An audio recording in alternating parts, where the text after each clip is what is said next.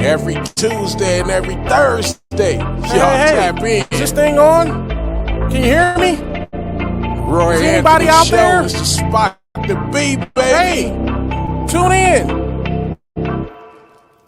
It's the hottest show, homie, on the West Coast. The Roy Anthony Show. It's the hottest show, homie, on the West Coast. The Roy Anthony Show. It's the hottest show, homie, on the West Coast. The Roy Anthony Show.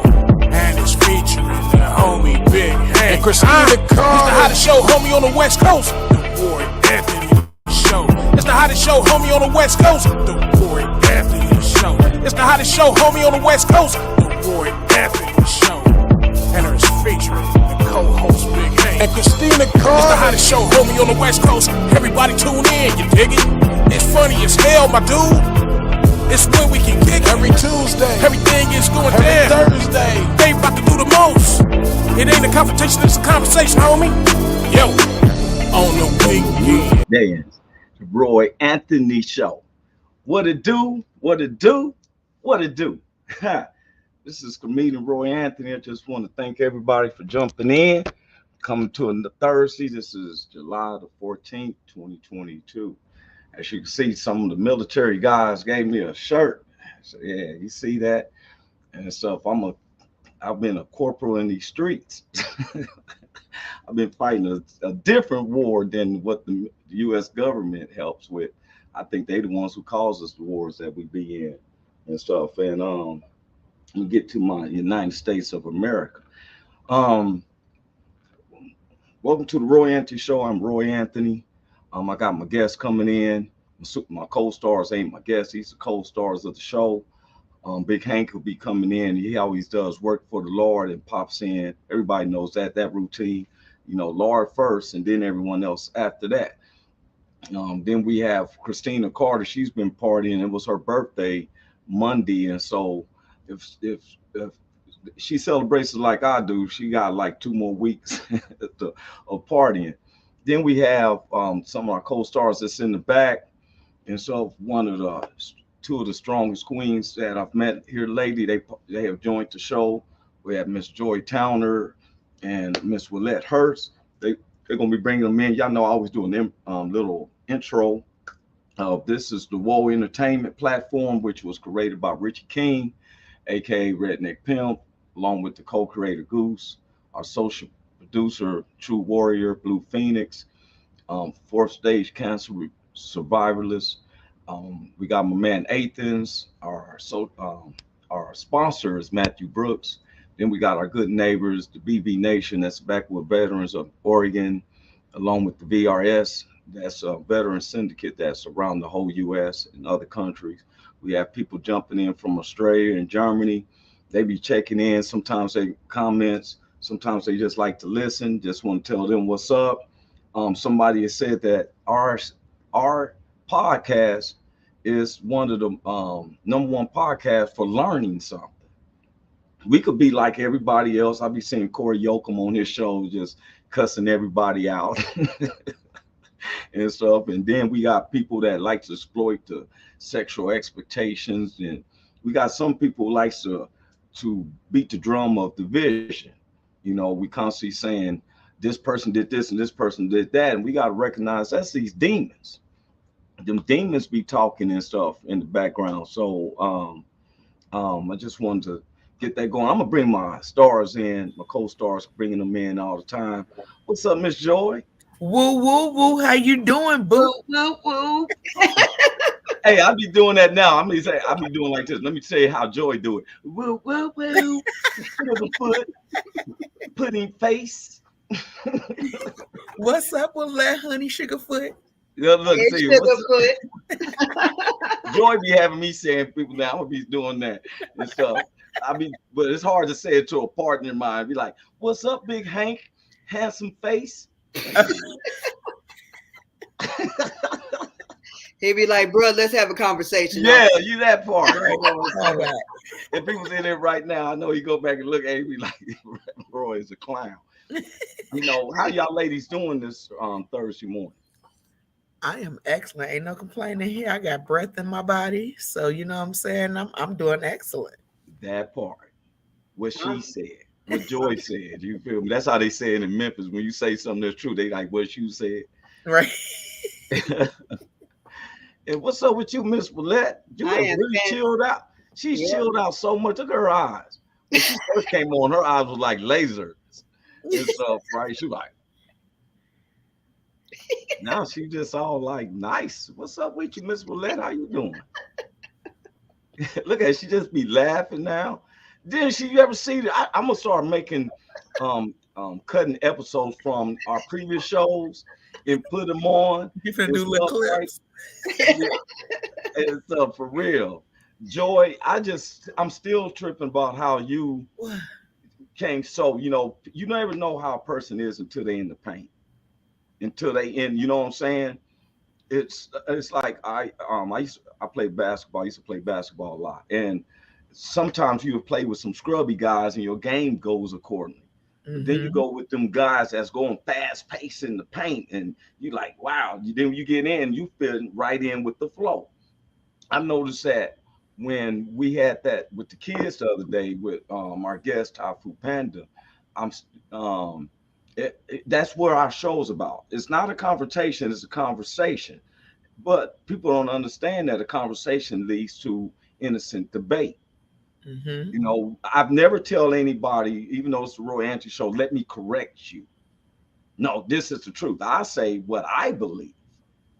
Because you got here at this point in your age, that got this point in age, and you got here without the help of other people's opinions. Right. Am I right? Absolutely. I can't stand when somebody come to me and say, oh, this is how you need to be doing it. Wait a minute, I haven't got this far, bro. That's like a poor person come to you and say, let me tell you how to get rich. Let me see you do it first and then help me. You feel what I'm saying? Yeah, have you ever dealt with that? Am I the only one? Nah. The subject, Miss Willette, what was the subject again? How to navigate through your storms.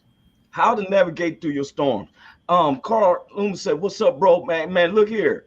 We got, before we get back to you, Miss Willette, Carl Loomis, he said, Roy, what's up, bro? Just drop by to say hi, because he be busy. You see, he keeps it. I love when men take care of their kids. Me too. Absolutely. Look, I was a single dad. I'm not saying that the mother's deceased, but we totally different miles apart. And my children learned about it. Y'all met my daughter, Ashley, right? Carl, and I said I was gonna make a footage of what he's been doing. He's been sending me the invites, and I shared it with y'all. The event that they got going on in Oregon. Oh, I didn't know what was going on with that. Okay, good looking. Yeah, that's from Carl Loomis.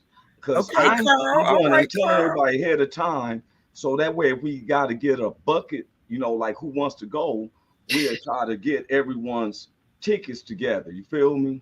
I thought we was about to get on the back of the hitch and we was about to ride out. I ain't know what. I don't know about no driving. I'm gonna fly you out. I may have to go Spirit.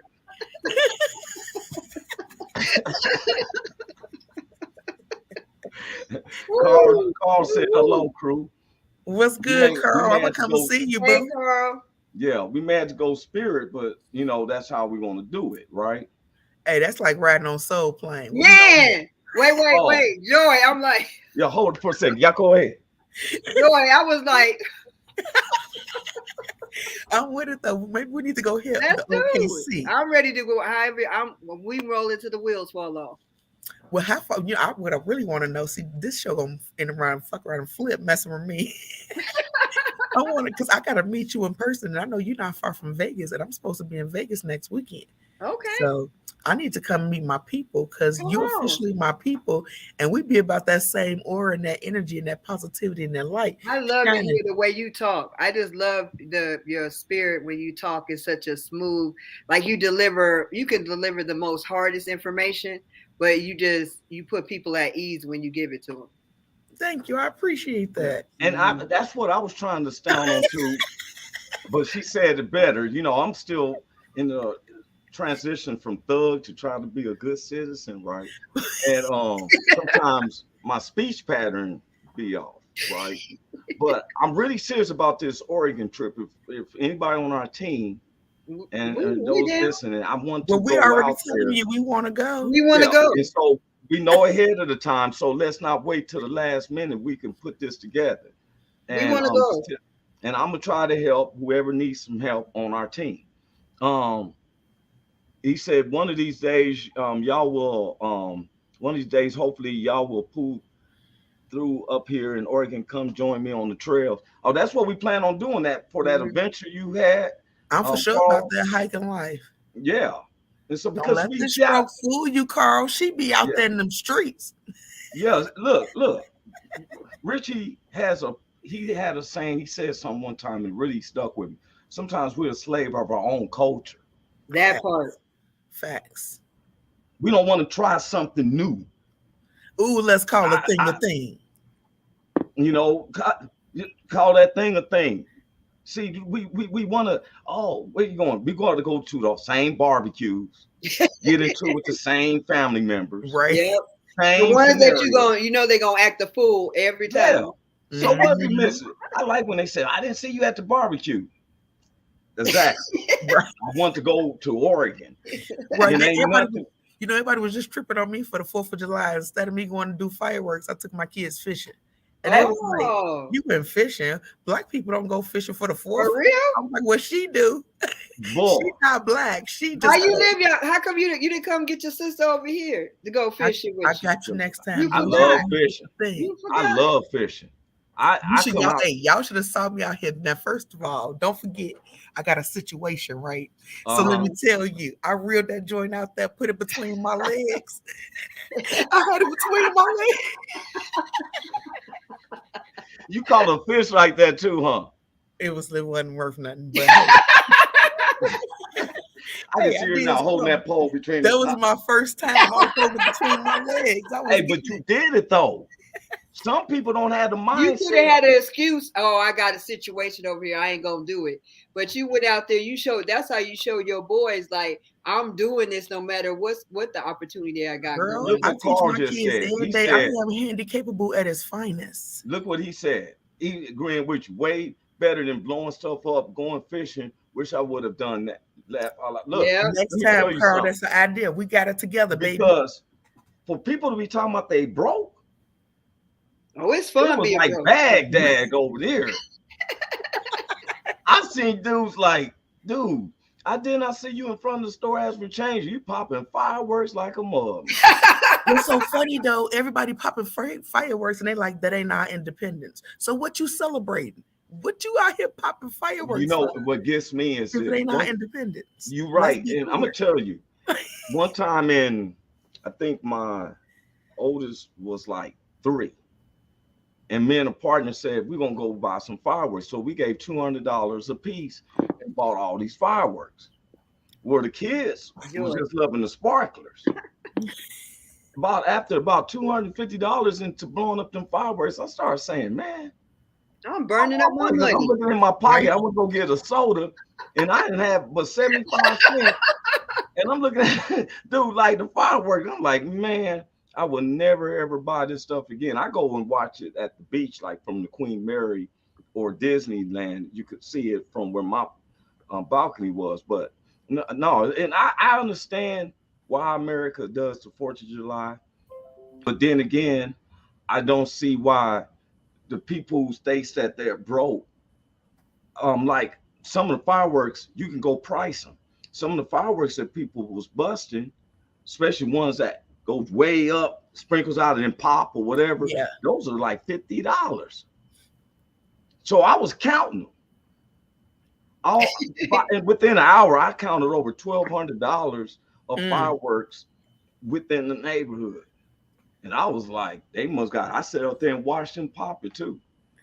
And so, but we were saying the subject was, how do you say it again, Miss? How to navigate through your storms. How to navigate through your storms. Now, me, I used to have deep storms before I started trying to get in line with God's spirit, and I found myself like when something deep, I fall into a bottle or something. I isolate myself. I would drink, go through my emotional upheavals. I'm gonna share something with y'all. Back in 2000, January 27, 2000, and it started September of 98 through January 27, 2000. September of 98, my brother, he was like, he was my first cousin, but we grew up like brothers. He was murdered along with my sister-in-law, the two nephews, and the perpetrator. Then 99, I was on one visit my grandmother. My grandmother died, and some family members said that I killed her. I had the whole family mad at me for a second off a lie, but they found that even the police said no one could broke in her spot. The place was out. They had to break in to get to her, and she had a heart attack. But somebody put a horrendous idea that I must have went in and strangled my own grandma. That hurt. And then what I'm dealing with that January 27th, as I was waiting for my father to be released from Pelican Bay, he has a heart attack a week before his release. Mm. And it was so that to me was a deep storm. Everything that was personal to me felt like I was losing. So my company gave me grief, like give me a time to bereave and stuff, right? And at first I was like hesitant. I was refusing to help as far as considered bereavement. But he died on my brother's birthday, who was murdered in 98. My father died his January 27th. That was my brother's birthday. So every morning I thought I was ready. I would grab a fifth of tequila, and drink it until I couldn't stand anymore. In my living room, I would fall out anywhere, just drink it. Wouldn't eat nothing. It was that and lemon slices, drinking straight tequila, lemon slices. Then sometimes that wasn't getting me because the storm is still in my face. So I started trying to mess with other higher drugs along with that. And I would be in my room and just coop myself down and stuff. And that's how I was dealing with this storm. But next thing I know, by the grace of God, you ever be walking and somebody just say something like, God is still looking out for you, or something just out the blue.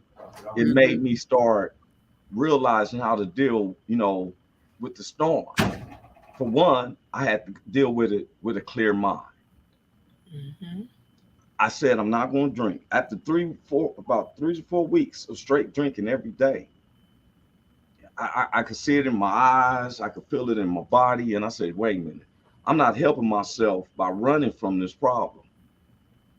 If it's going to be a storm, I need to deal with it in a straight mind. Sometimes a lot of people, we want to deal with situations in our life by running to a substance. And then I became very aggressive. Somebody say something awkwardly to me, my temper was, very ready to go off because I'm ready to, this person I can use as a substance to take off what I'm going through mentally. I don't know if I'm making sense. You're making a lot of sense. We all did it. Yeah. Let's not still do it. Yeah. I'm frustrated and stuff. And now you done came across my path. So now you're the target of all my frustration going towards you. And I found myself, that wasn't fair to a person. Somebody could say, what's up, Roy? And say it 4 times. They just, what's up with you, boy? Why you keep asking me that, dog? You know what I'm saying? And that irritation will rise up real quickly, right? But go ahead, what you been through? This was our subject. Carl real quick said, love y'all, all hope someday soon y'all will make it up here. We coming, Carl. I got to get back to operating heavy equipment. Takes both hands. Have a good day and blessed weekend. Blessings to you, Carl. And his out there. I love his baby. Every time I see his picture, I look at his little baby. He just is happy and having fun. Kids are innocent. See, grown-ups. But go ahead, Miss Willette, share with us. So in 2012, I was doing a really stressful job, and I ended up going to the doctor, and the doctor said that I was totally disabled and lost everything. I was evicted, bankrupt. That went on for about 6 years, where I lost everything. And you find out who got your back when you own your back. That part. And so I was the one that, like, like, God, I've been working my whole life. I'm trying to do the right thing, and I'm the one lose. Everybody has always lived with me. Every time they life start falling, pieces start falling apart, I'm the one always to pick up the pieces. But what I realized was, when my pieces was falling apart, there was nobody to pick up the pieces for me. So I thought my whole life I had been working. And then when that happened and I lost it, found myself with nothing and nobody, God sent me on an Abraham experience for 6 years, where I was living in other people's houses. I was homeless in other people's houses for like 6 years, like from California to Georgia, all over, right? I thought that I had lost everything, but I actually found everything in the middle of my storm. Because when I thought I had all the material stuff, I didn't even have the essence self-esteem during that time. But when God sent me on that Abraham experience to look at Willette, if you asked me, I was married for 20 years, and you asked me what my ex-husband needed, I could tell you. If you asked me what my kids needed, I could tell you. But if you said, Willette, what do you want? Who is Willette? I didn't know who Willette was, because she was always Captain Saver. And so I never read my owner's manual to say what I need, what makes me happy, all that. So when I lost everything, I was able to confront that woman in the mirror. And I was able to forgive her, forgive everybody who's ever hurt me. And like you said, during that storm, instead of crying, well, I did cry. So I said, once the tears is gone, the gloves come on. So instead of running from what God was showing me in the middle of that storm, I worked on it and I confronted it. And it's funny you said, if anybody understands, I just want to start with the eviction. I went through an eviction one time. Surprise mess. I mean, I just went to work and I was getting off work and I'm walking towards my apartment from the bus stop, and I see this crackhead walking with a sweater like mine. And I said, I'm gonna get rid of my sweater because that dude got one of mine. Then two other ones was walking. They had my club. I said, I get there and saw all my furniture sitting in the front with the dresses missing, TV gone. You say to yourself, what do I go from now? What I want to do? Literally, I want to do like this. Beam me up, Scotty. Just come on, Star Trek. Beam me up right now. For real. Let's jump to the next episode. But I understand. And when you're going through an eviction, you have to look at yourself then, because you like, I made this happen. Because once you've been through an eviction, you can't, you do everything you can to never go through that again. Some people. Well, I went through it like, I was homeless. I went through it as a kid when I didn't have a choice because of who my parents were. And I went through it multiple times because of who they were, and they never learned their lesson. So it was multiple evictions that I experienced before I was even 16 years old. And it was traumatic to have, like you said, people, crackheads just wearing your clothes, your friends see your clothes outside, furniture. It was just traumatic.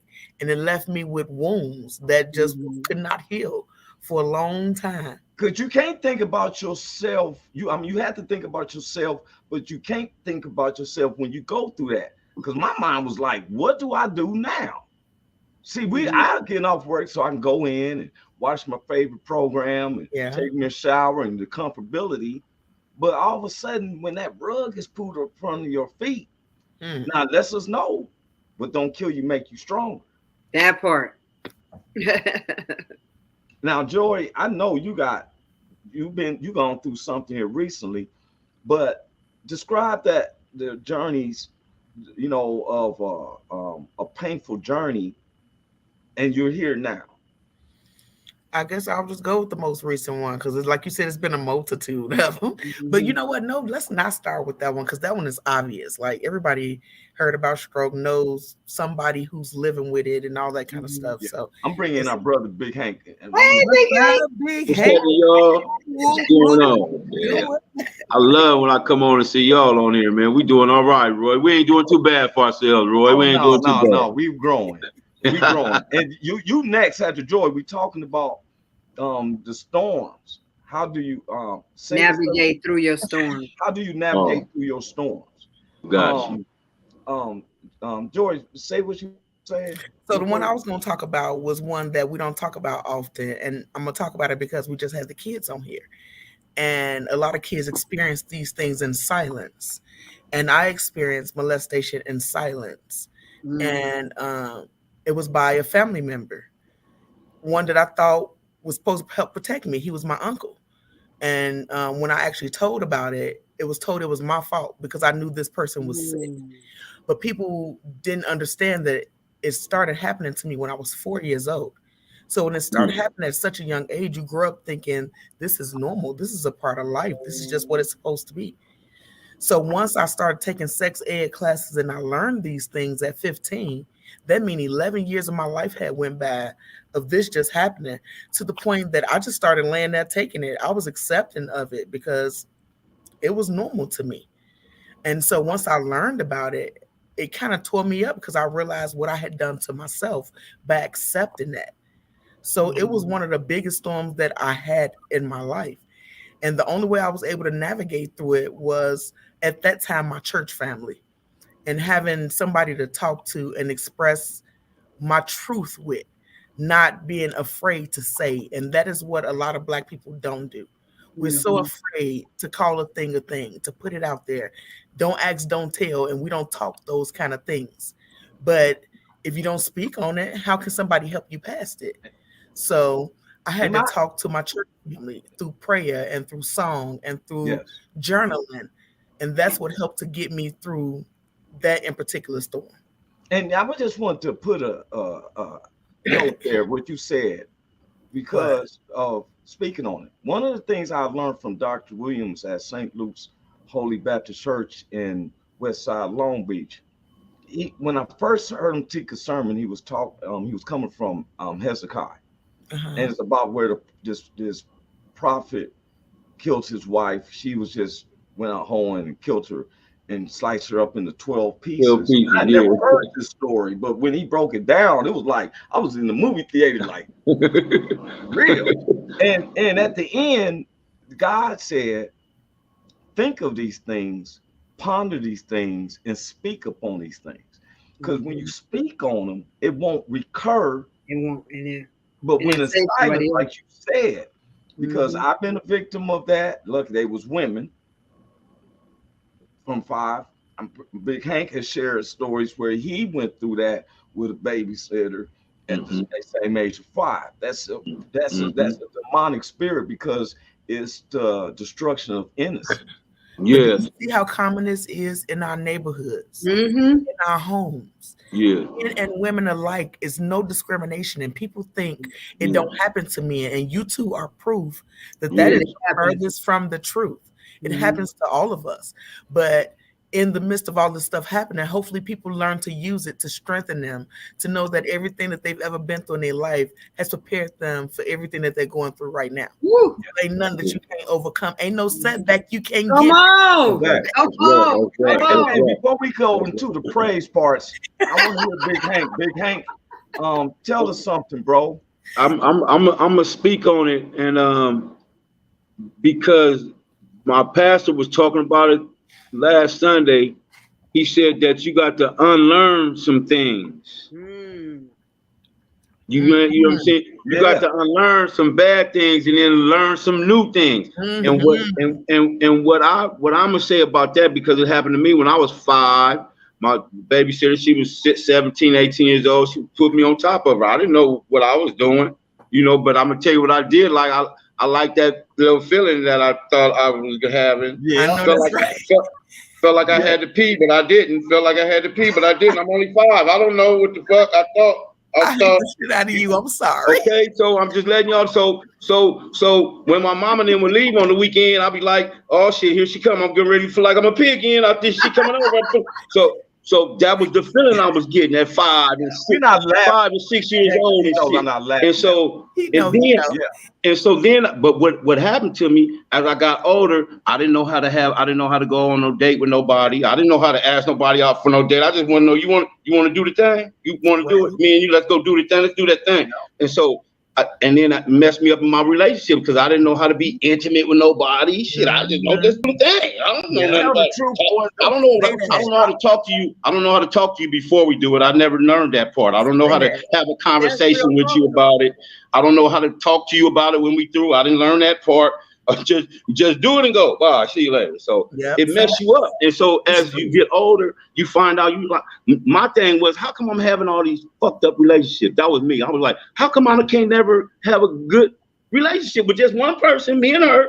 I got to have this one over there, then that one over there, and then and come back. And it messed me up for my whole life. Probably like till I'm like in my 40s when I asked my daddy. I said, yeah, damn, I got raped. My daddy said, shit, everybody get raped. Don't even trip on that. That's how, so I know it happened to him too.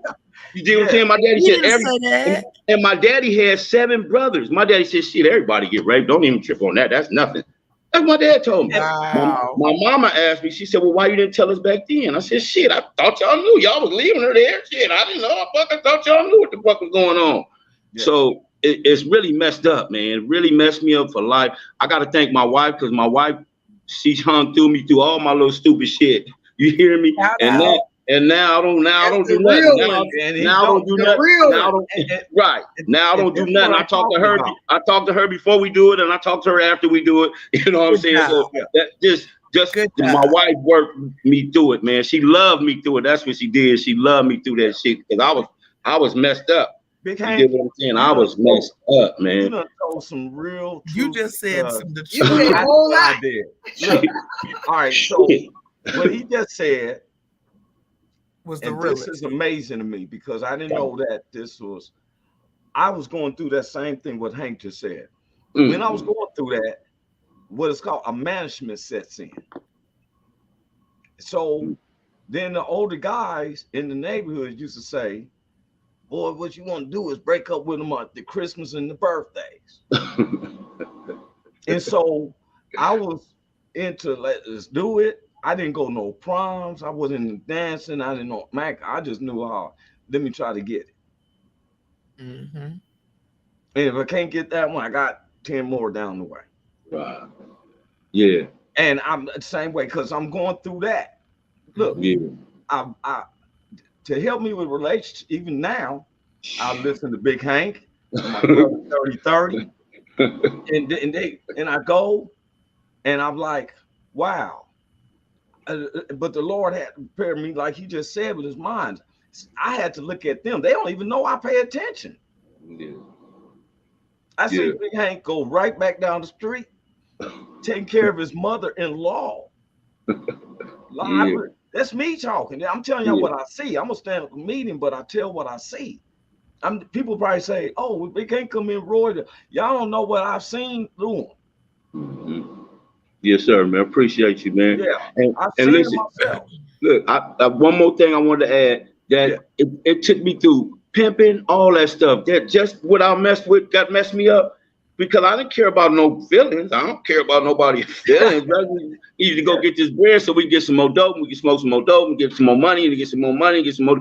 That's what I need you to do. I don't care about no feelings, none of that. So it took me through pimping. It took me through all kind of shit, man. And God, and God, that was my valley. That was my valley because I've been through some mountains and some peaks, but that was my valley. Took me through penitentiary, pimping, messing with and now I can go there. I can go right back there and talk to somebody and be like, man, this ain't it. This ain't what it's all about, bro. This is not to life, man. You understand what I'm saying? I can tell you because I've been there. It's gonna take you through some. It's gonna take you through some stuff you don't want to go through, man. So leave this alone. I was saying it like J.O. Felony used to say. It said, average man lived my life would have committed suicide by now because I carry myself. Big Hank carries himself like people think, oh, I just got it going on. No, man. There's some dark shadows. Yes, sir. And what I did was I said, I'm tired of having, I don't even want nothing in the closet. I started finding myself because I used to be like, you know, yeah, I've been to jail. I've been through this and that. And people say, hey, I can go and talk to the different ones on the streets. That's why I was like, Pastor Williams said his son, he's a preacher. He knows the word. He don't like standing in the pulpit and to reach out to those ones, right? Yes, sir. Sometimes fellas have deep issues, but we have sometimes the popularity in the streets. So I try to uphold that popularity in the streets. I was known as being the player. So I tried to uphold that popularity, but no one understand that it was a deep scar, and I'm deep inside. I'm like, man, I wish I had somebody to like. People I would think that would like me for me at this time back in wanted that bad side. You too cool. I thought you was harder than this. You know, that type of stuff. There ain't no growth in it because it's keeping me in the same, like, this must be life. Yeah. But when I got to watching my brothers for the past 4 years, I'm not lying. I even took a sabbatical. I've been on a fast. I'm not going into it, but I've been on this fast because I looked at my brothers. And I'm like, I got all this going on, but it's still emptiness because that old man still be coming out that's been there since I was a kid. And what you just said, what the pastor said, that hit me right in my chest because I've been trying to let some of the things that I knew from the past, let that go and bring in newer stuff. We were just talking about Carl Loomis been wanting us to come to Oregon up there. And I'm, you know, if you and your wife would like to go, Hank, is they gonna have us covered. I said we're gonna try to get these tickets. You know me, I don't mind getting the tickets. I'll fly somewhere. I brought baby Hank, he was down in Memphis kicking it. I want to do something different, something new. Because it still goes to that thing of we're a slave to our own mentality. We're a slave to our own culture. We're slaves sometimes to our own history in our backpack. Thank God for God. When I'm more Thank God for God. Thank God for God. I thank God for God. Thank God. He's the only one who can help me. I'm putting that on a t-shirt. I'm finna put that on a t-shirt tomorrow. I'm putting that on a t-shirt, man. Thank God for God. Just send me one. Make it in yellow. I can't be here right now. I got bullet holes in my back. Big Hank been shot. I done been caught in areas and came out of nowhere. One time I was down there on the wrong part and some Hoovers came out and they rolling deep. And boy, I was like, Lord, don't let my hands fail me because there ain't no running. I don't know where to go. So I said, Lord, you know my soul to thee. And them hands got to working. Now I got the worst of it. But one homie said, at least he fought back. He looked like the Elephant Man. Hey, you say you've been shot 6 times. I've been shot 5 times, and I got shot 3 times in my shoulders. That's because niggas been shooting me for my head, and I was like that. Wait a minute, nigga. Wait a minute. So women like that. I'm over here laughing. I been shot 2 times in this shoulder and 1 time in this shoulder. Nigga, watch out, nigga. What you trying to? Hey, man, shit. Niggas trying to kill me, man. They was trying to kill me. It wasn't 6 shots. See, I got shot with a shotgun with 44 mags and put 6 big old holes in my back. But we ain't planning on being shot. You wouldn't plan on getting shot. No, shit, no. You know why you got shot? And you still because the devil wanted to take us out in our sin because he knew where he was headed to. Right. Absolutely. Look, when I got shot, y'all, I used to keep a 9mm all times. One time I went to the Century Club. I had the VIP pass. I was getting out of my car and my gun came out and hit down on the ground. And everybody in this line was like, ooh. And see here, I put it in the trunk and stuff, right? Okay. Soon as I said, January 1st, 2001, I'm not carrying my gun no more. I didn't have no safety. I had 17 hollow points in the clip, 16 in the clip, 1 in the chamber, straight hollow points. So I'm not carrying this gun no more. One night, car comes behind me. They flashing the front lights on. I just hear up Rosecrans, bam, bunch of Latinos in a brand new Lincoln pulled up. Now I'm looking under my steering wheel column because that's where I used to keep it at. See, I got my car, but there was a steering wheel column on my Crown Vic. I was remodeling. I'm looking for it. Oh, I done said I'm not carrying my gun. Now, if I had it, I wouldn't be here. I'd probably be in murder or been killed. But right then I knew, because the spirit later on after going through all this, man, the Lord said, I got you here for a reason. The ballistic matched 7 other murders of some black men. One was a Muslim walking with his baby. And I'm spared. Now they went to go get some more, but they got caught 3 days later by some homies because I didn't fire the car. The police didn't catch them. The homies called them. And that, you know what I'm saying, wasn't part of my plan or anything like that. But I felt that the devil was trying to take me out of my sins because he knew where we was leading to this point right here. Right. We on the wide web talking about God. Ain't that so? Ain't that so, man? Yes, sir.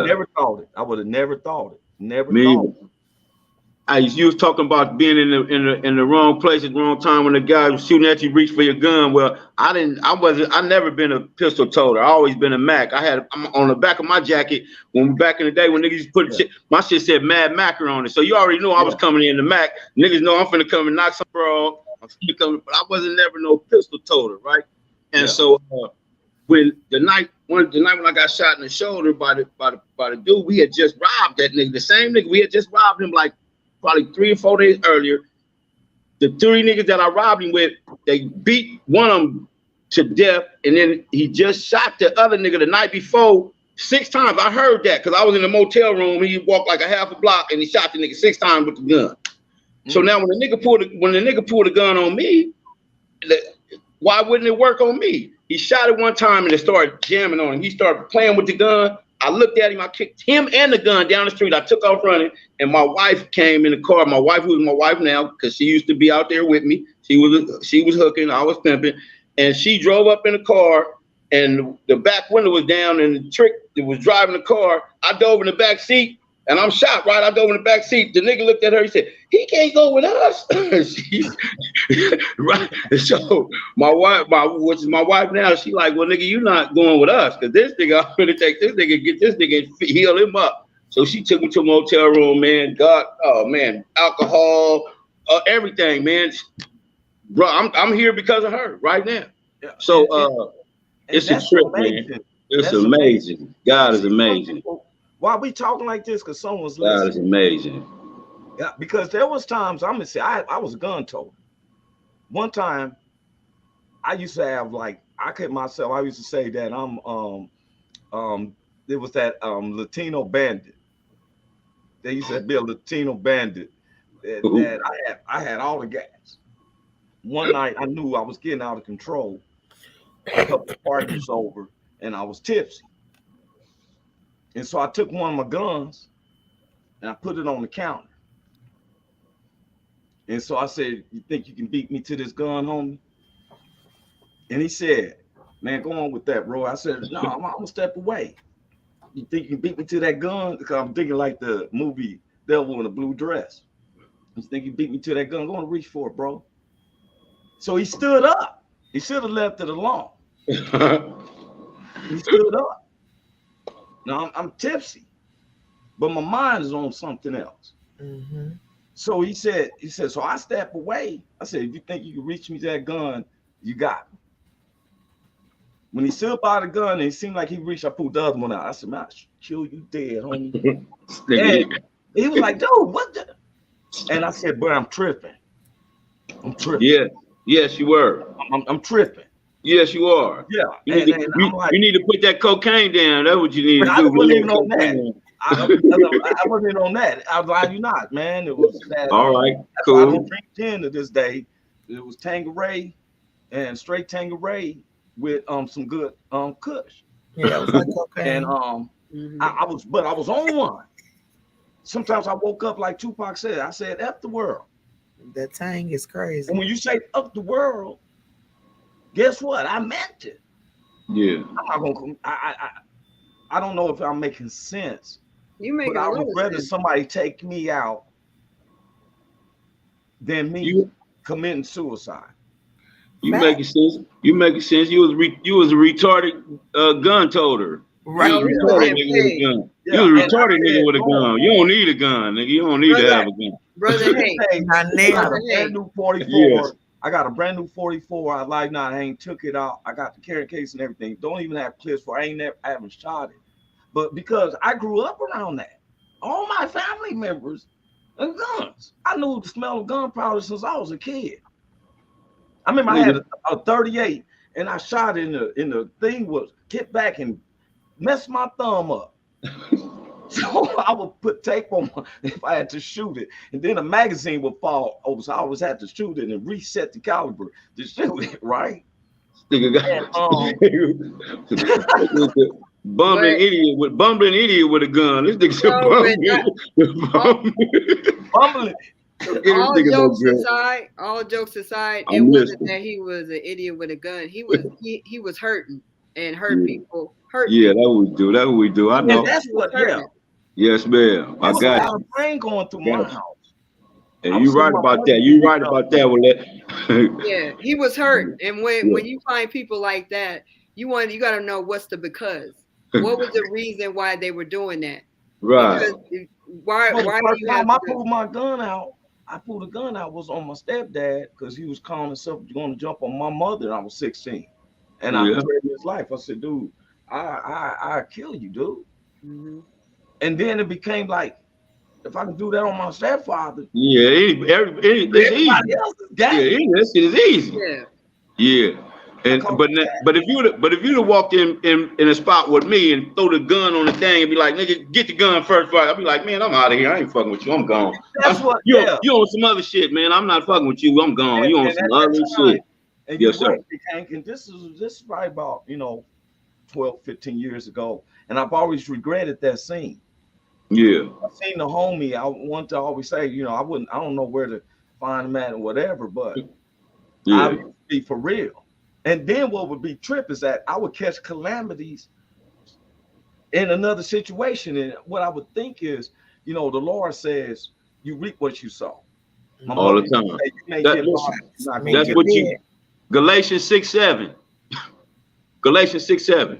What does it say,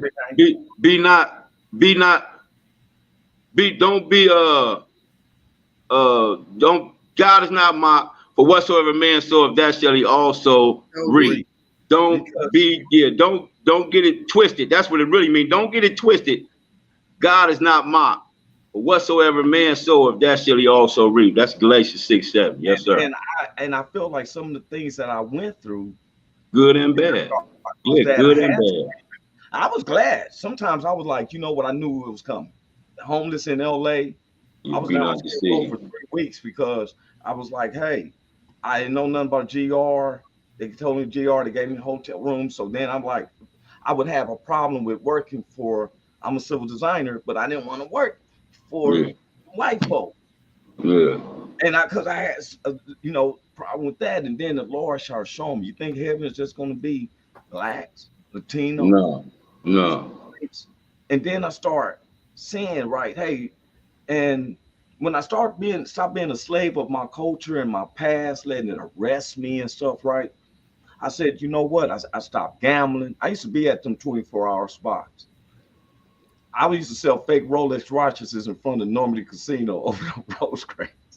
That's why you had to reap what you had to sow. Be not deceived, for God is not mocked, whatsoever man soweth, that shall he also reap. Good and bad. When you're doing it good, now just because you sowed the bad and you started sowing some good, them bad seeds ain't came up yet. You still got to go through that. That's what I'm saying, yo. Yes, sir. And I went through it, and I was saying, I'm trying to do the right thing. Why is all this coming on? And what you just said is like, you got to take care of what you went through. Man, you did. And when I say my slate was clean, I am not trying to dirty it up. Now, that's right. There you go. That's good. I'm still working on stuff. That's good. But I used to be like this. somebody told me right because I was always told, don't bring your gun out unless you're going to use it. Mm-hmm. But I felt good when I was pointed down, like, okay, we got a problem here, homie. You feel me? Now I'm like, hey, man, my bad. If I said something wrong to you, homie, forgive me.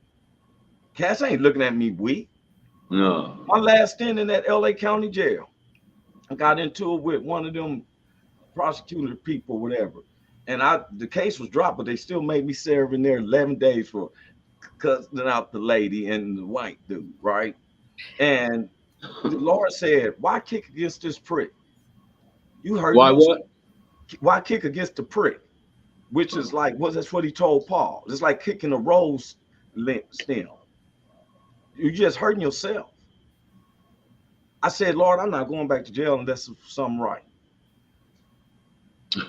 That's being now. And that was, me not wanting to cooperate with the police. Told me to sit on the curb. I told him I'm not sitting on no curb. I'm a grown man on set, right? I'm on no curb. See, on the curb, you're going to jail. You're in jail, man. Just go. You know what's a trip, because when God created you for his purpose, he gonna come after you. And he been chasing you your whole life because you have such a great. Well, I've already submitted to him, Miss Willette. Right. The thing is, I did not interrupt you, Mr. Oh, Roy. my bad. Forgive me. She about to come to be corrected.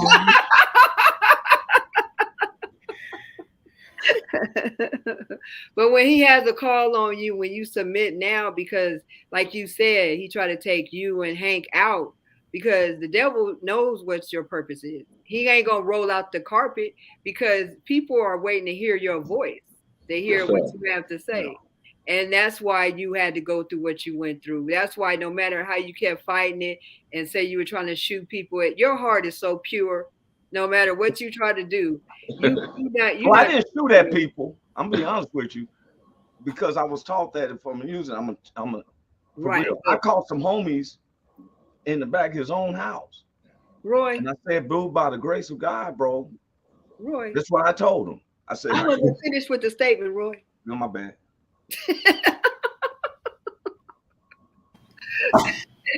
So I was saying was everything used for your good.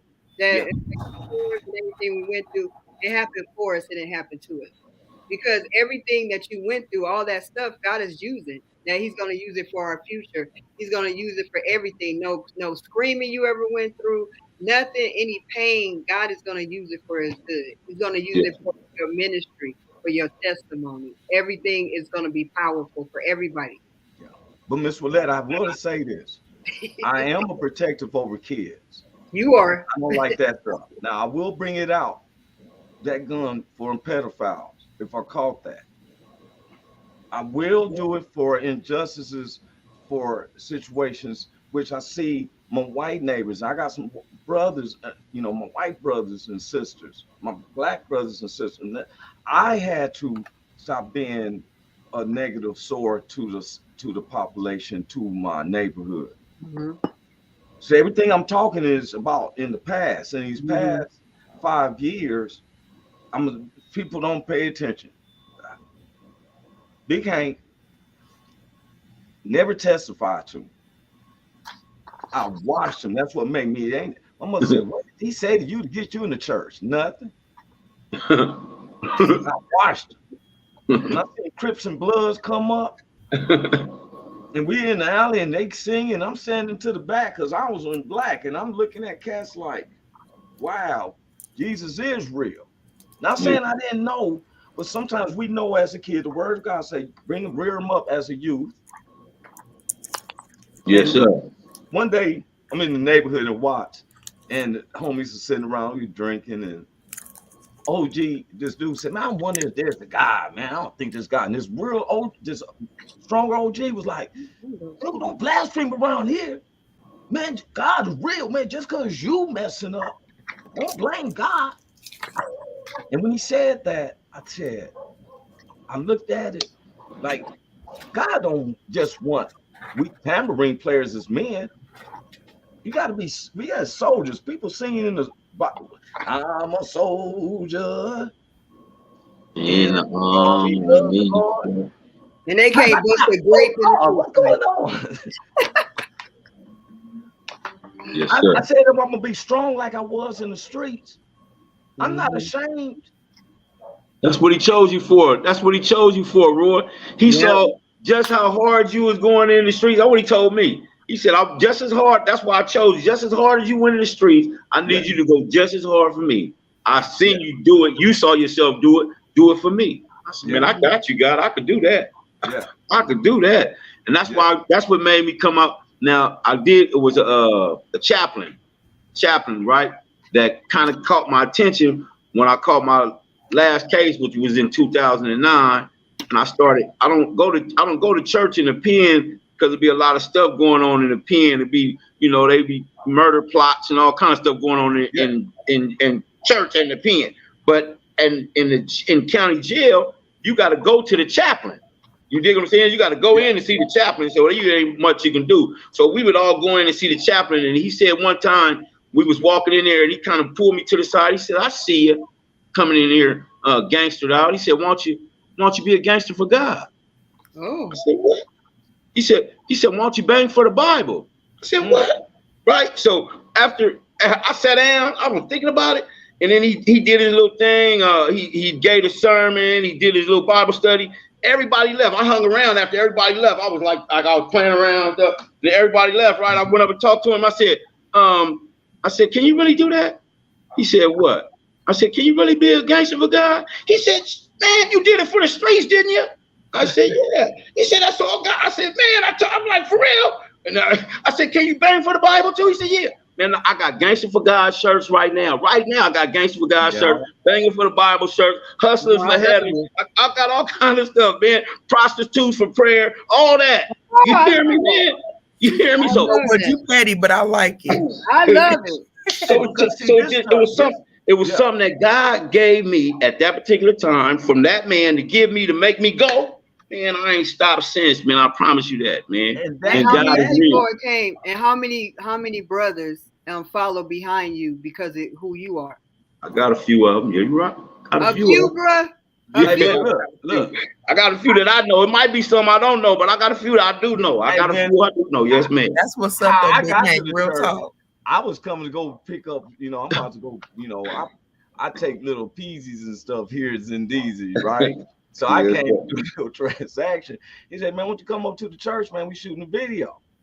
I'm like, church to the video? I'm like what? Yeah, but I'm there for a reason. And I got up that morning to go to the video, and everybody else was receptive for it. There was a whole bunch of guys. And when I seen what was going on, I said, I got to come to this church. I'm going to visit this church. All the Jesus here. I'm going to see, And next thing I know, when Dr. Williams and his way of life, because he's from the streets. Yeah.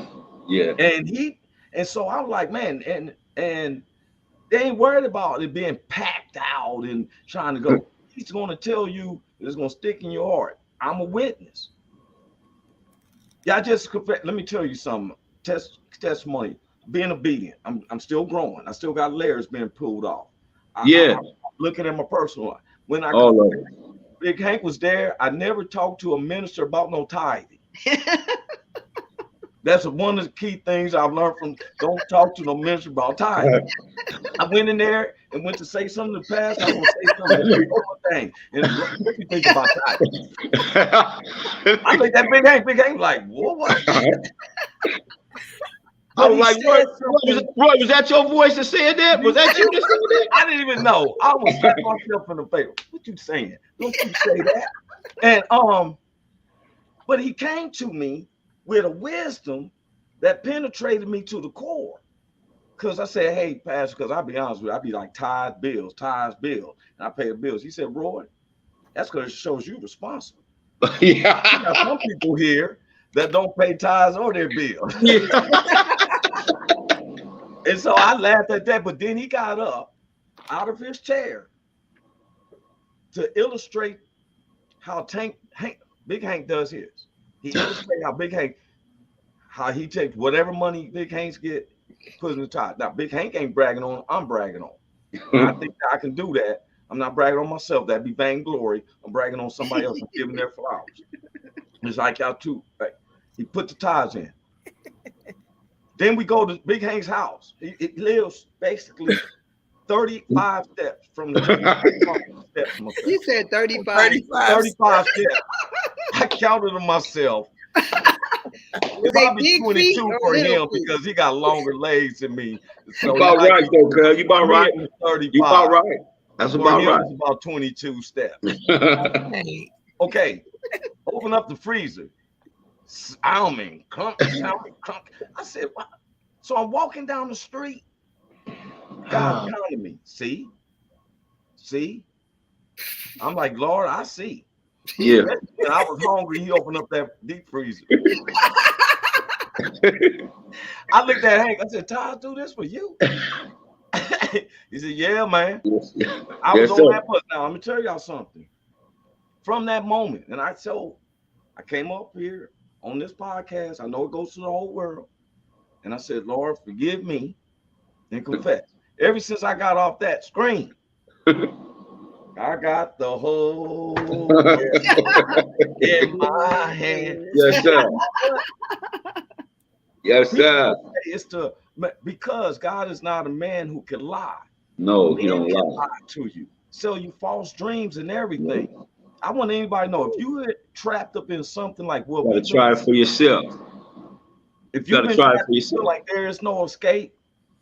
Some cats want to leave the hoods and these gangbang, but they think they trapped. They have no other way. Look, bro, I'm telling you. Let's say that the last show, one of the shows, she said he'll meet you where you at.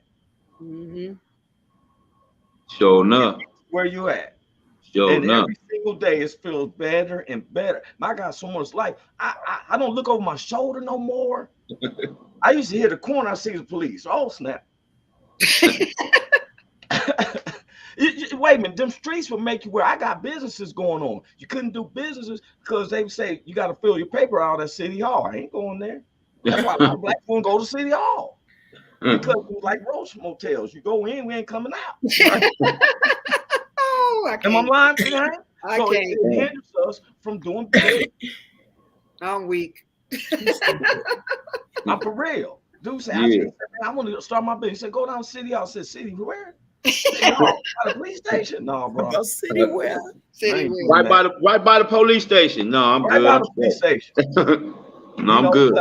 But look, God showed me. See, this is how people who's listening, please understand, who's ever listening, that you may be going through something and you hearing testimonies. I'm looking at every single face in here. Ain't nobody suffering like, what's going on? No one's suffering. No. Joy, you about to be fully watched. I've seen so much for y'all, and I pray, and our neighbors appreciate it. I'm talking about all races. I was on Tuesday nights, if y'all can listen to Richie King's show, his show comes on like I think it's like 4:00 y'all time on Tuesday night. And he brought up something that made me feel good. He said, Roy, who everybody's starting to see, is that he believes in God and like a Christian, but he doesn't believe in the Christian ways, the church's ways in certain things, And I appreciated that. I didn't have to tell him, I had to beat it. If I can't say nothing good, I'm not going to say nothing at all. It's a good motto. I'm honored to be on the stage with y'all. Willette is a serious evangelist, y'all. Sure is. Her video. She's seen her video. Y'all can do it. Go to her page and watch some of her inspirational videos. Look, I'm making up this joke, but look, it's like I looked at her video, Big Hank, was like, you can do it. You can reach for it, and God has you. And when I got to watch the video, I was like, hey, I can do it. Man, I was over there too. I think I watched more than one video. I tried to friend her. She got so many friends, you can't even friend her. She got a gazillion friends. You like, oh shit, I'll just be a fan then. I'll just be a fan. I'll be a fan then. Fuck it. and so, hey, we ain't gonna hold it up, y'all. We've been trying to stick within an hour. Yes, sir. I just want everyone to know that we've been working. I'm working on something. I had to get the financial part right, which was tithes, because God has been blessing me on to do some things. But he told me, and this is what Evangelist West said, she said that you're responsible for a little, you're gonna get a lot. When I said I was gonna take care of these scenarios, because everybody on our team, oh, trust me, it ain't no just we just doing this for the whoop of it. God done put a plan in me, and it's been working, and I got other people. So we've been trying. I think about just going to do the studio back, like we said, in Long Beach. I was thinking about moving. Big Hank knows, and now I said, I'm just going to keep it in Long Beach, and that way we can fly some more people out. But there's some we can't get the deep sponsors that we want unless we have an official corporate business or something. Okay. Then I had these movie scripts, and some people have been talking to me, and I just been like, Lord, your will. I need to get myself, and now since I agreed, and I said, Lord, just like, hey, now he's telling me you're doing it right. I even got endorsed by the pastor. He said, keep doing it, Roy. Miss Willette paid her tithes to the church yesterday, Big Hank. Y'all talked to Joi already? Man, it's already done, bro. that. It's already done, bro. Just like Yeah. Jesus said on the cross, it is finished. I ain't joking. I told she We got in it to win it, bro. I love y'all, man. I love My y'all. thing is, I'm about to make your work really hard because we're about to have that place packed up. I love y'all, man. Love y'all, man. And stuff. It's gonna be cookie crumbs. You're gonna really have to back the floor now. All them people that's gonna be coming. You feel me? We in it to win it. We ain't just giving no lip service. Let me tell you what I be praying in the morning. I asked him, Lord, to open the doors of the church, man, so we can have so many members that we can't even hold, man. You dig what I'm saying? It's coming, bro. It's coming. Yes, it's coming. I'm gonna have my reason just to sit on the back out front step. I'm like, it's too packed in there. I'm gonna sit here on the front step. Let's go, man. Let's go. Man, y'all have a blessed weekend. Y'all too. I'll see y'all Tuesday. Joi, love you. Joi, love you. Love both of y'all, man. Stay up, stay positive, stay great. And I'll pray for y'all. Pray for you, Roy. You already know, man. Love y'all. I know, man. I'm family, man. I don't even second guess. I know Big Hank be praying for me. Y'all. Love all y'all. Y'all my partner, my real player partner. I love y'all in real life. We'll let him be in real life, not fake life, real life. In real life. Real player partner. Real. All right. God bless y'all, man. Have a blessed weekend. I'm out. All right. On? Can you hear me? Roy Is anybody Anthony out Show there? is the spot to be, baby. Hey, tune in.